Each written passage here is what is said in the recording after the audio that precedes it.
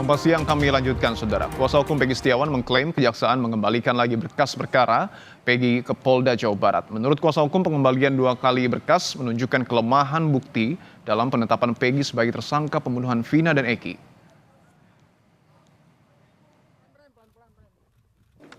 Kuasa hukum tersangka Peggy Setiawan, Sugianti Iriani, menunjukkan surat keterangan dari Kejati Jawa Barat soal pengembalian kedua berkas perkara Peggy ke Polda Jawa Barat.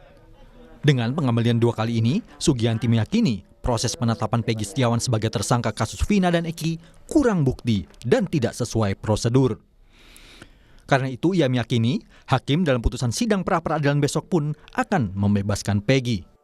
Kita sudah diberitahukan bahwa berkas yang dari Polda, pelimpahan berkas dari Polda atas nama Peggy Setiawan itu masih P18 pada tanggal 24 Juni 2024 dan tanggal 2 Juli 2004 berkas masih P19, artinya masih belum terpenuhi unsur-unsur formil dan materialnya. Jadi berkas masih dikembalikan ke Polda pada 2 Juli 2024 kemarin.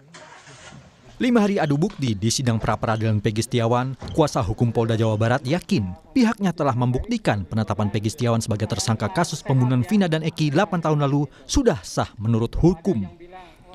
Melalui 12 lembar berkas kesimpulan yang diberikan kuasa hukum Polda Jawa Barat ke majelis hakim dalam sidang pra-peradilan, pihaknya bersikukuh menolak dalil-dalil permohonan kuasa hukum Peggy Setiawan. Jadi pada hakikatnya kami menolak dalil-dalil apa yang disampaikan oleh para pemohon, ya, mulai dari pemeriksaan para saksi, kemudian ahli pun dari pihak mereka juga sama mendukung kami. Pakar studi kepolisian Unpad Muradi menilai pembuktian dari kuasa hukum Polda Jawa Barat belum cukup kuat untuk memenangkan kasus. Menurut Muradi, tak ada kebaruan dalam bukti yang dibawa ke muka persidangan. Di sisi lain, kuasa hukum Peggy Setiawan kencang mempertanyakan mengapa kliennya tak pernah dipanggil untuk pemeriksaan di tahun 2016 sebelum nama Peggy atau Perong dinyatakan sebagai DPO. Saya belum mendapatkan keyakinan untuk menyatakan bahwa Polda Jabar bisa memenangkan ini. Kenapa? Karena ada kebaruannya saya nggak lihat ada kebaruan ya untuk bisa menyampaikan paparan keyakinan publik dan juga bahkan keyakinan dari hakim sendiri untuk mengatakan bahwa kasus ini harus dilanjutkan. Keyakinan masing-masing pihak atas penetapan tersangka Peggy Setiawan akan menemui titik terang Senin 8 Juli besok. Putusan Hakim Tunggal Eman Sulaiman otomatis akan berdampak pada proses hukum lain yang tengah berjalan, yakni pengembalian berkas kasus Peggy Setiawan oleh Kejati kepada Polda Jawa Barat. Kuasa hukum keluarga Vina menyebut Polda Jabar tak konsisten terkait status 2 DPO atas nama Andi dan Dani dalam kasus pembunuhan Vina dan Eki. Mudah-mudahan lancar. Yang memang dari awal kami sebagai tim kuasa hukum itu kan tetap mempertanyakan kepada pihak kepolisian.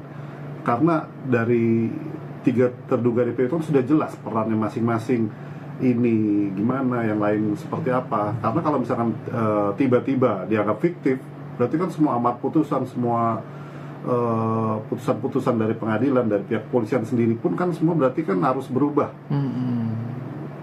Jadi yang itu kita pertanyakan dan juga yang kita perhatikan kemarin di sidang yang kedua kalau nggak salah itu. Sebelumnya, nama 2 DPO, Dani dan Andi, yang sudah dihapuskan dan dinyatakan fiktif oleh penyidik di kasus pembunuhan Vina, ternyata masih disebutkan perannya oleh tim hukum Polda Jawa Barat dalam jawaban atas gugatan pra-peradilan Peggy Setiawan. Tim Liputan, Kompas TV.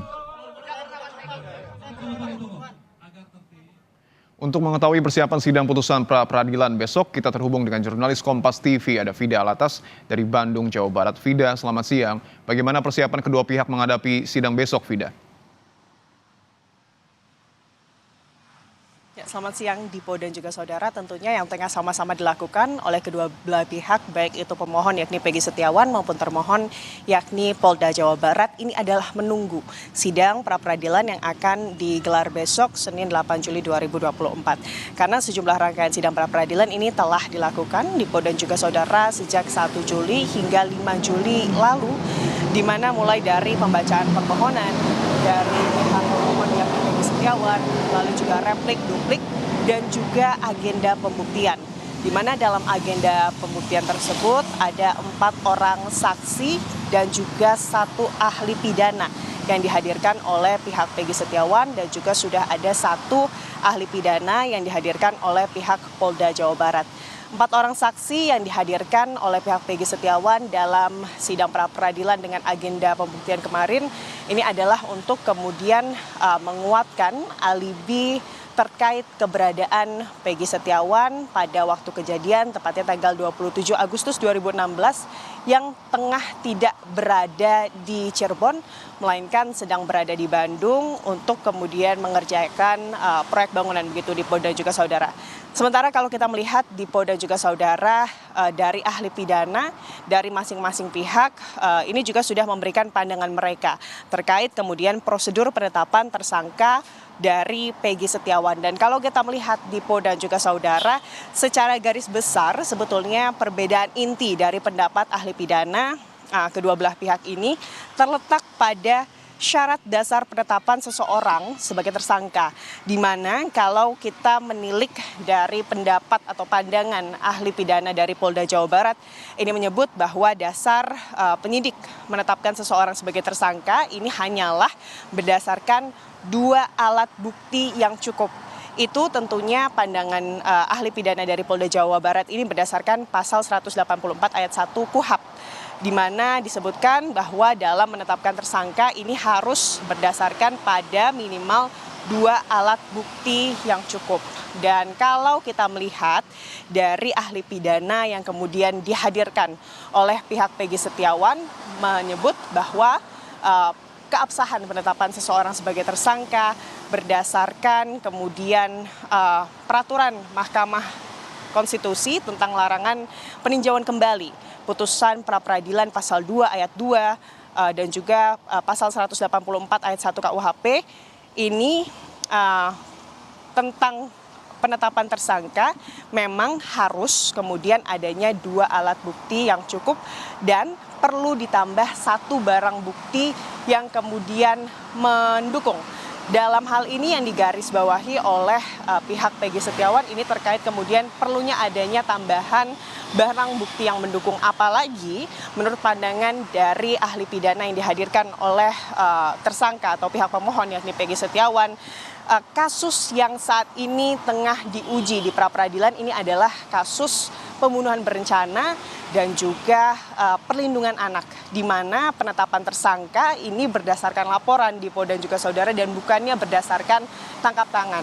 Jadi menurut ahli pidana yang kemarin dihadirkan dalam sidang pembuktian pra-peradilan, seharusnya jika kemudian kasus ini adalah kasus pembunuhan berencana, maka 2 alat bukti yang mendukung ini harus ditambah dengan barang bukti yang mendukung begitu Dipo dan juga saudara. Barang bukti yang mendukung ini adalah alat yang digunakan oleh kemudian tersangka dalam melakukan tindak pidananya, dalam hal ini Peggy Setiawan dalam melakukan tindak pidananya 8 tahun lalu. Dan tentunya Dipo dan juga saudara selain terkait barang bukti dan juga alat bukti yang dibahas terkait penetapan tersangka Peggy Setiawan yang juga dibahas dalam sidang pra-peradilan, utamanya agenda pembuktian kemarin, ini adalah terkait prosedur penangkapan dari tersangka Peggy Setiawan yang dilakukan oleh penyidik dari Polda Jawa Barat, di mana berdasarkan keterangan ahli pidana yang dihadirkan, apabila kemudian ada pelapor atau adanya penetapan tersangka berdasarkan laporan dan bukannya berdasarkan tangkap tangan, maka paling tidak secara prosedur seharusnya calon tersangka tersebut ini perlu dipanggil maksimal 3 kali sebelum akhirnya langsung dilakukan penangkapan oleh pihak kepolisian. Sementara kalau kita melihat dari kasus penangkapan Peggy Setiawan pada 21 Mei yang lalu, pihak kuasa hukum Peggy Setiawan ini menilai tidak pernah adanya prosedur pemanggilan yang kemudian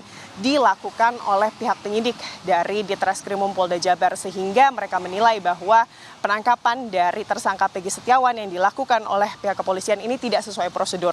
Selain itu, Dipo dan juga saudara yang juga dibahas kemarin dalam sidang pembuktian di pra-peradilan Peggy Setiawan ini adalah kemudian terkait prosedur penggeledahan dan juga penyitaan yang juga dianggap tidak sah karena memang tidak adanya surat dari pengadilan setempat. Dan tentunya kita akan tunggu Dipo dan juga saudara apa keputusan dari Hakim Tunggal Eman Sulaiman di hari Senin mendatang terkait hal ini, Dipo. Penting juga, Vida, adalah bagaimana kemudian besok hakim harus mengeluarkan keputusan yang independen agar tentu semua mendapatkan keadilan. Terima kasih atas laporan Anda, jurnalis Kompas TV Vida Latas, langsung dari Bandung, Jawa Barat.